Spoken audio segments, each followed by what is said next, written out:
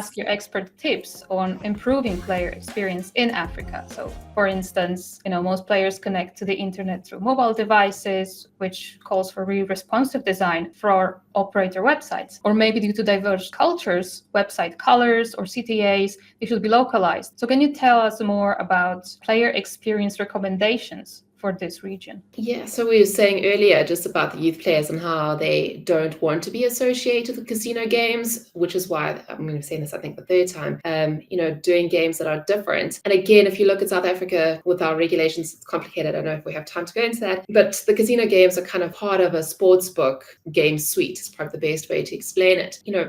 From a sportsbook to a casino game is quite a big transition. So those kind of gamification games is also a nice crossover. So allowing free play, low data, no data games to kind of cross over those players and also kind of help with player education to get them into it and get them to learn and understand games without them having to go off the bat, put money in and lose money. So allow them to kind of educate themselves and give them play education through free plays. No data or low data games is also quite essential. And the big thing that everyone speaks about, and obviously we haven't spoken about yet, is just your payment provider options. On the black market, it's really difficult to get payment options, for example, in South Africa. So, just making sure you've got good payment provider options. And I had a little bit of a giggle because we were asked to speak about on a panel at IGB about payment providers. And I actually sent through, but they didn't share it, a picture of what a traditional payment provider in Africa looks like. It's literally an old table with a rusty umbrella and literally a credit card machine. And so most of the workers in South Africa are wage workers. So they get paid on a Friday and they'll go to their local,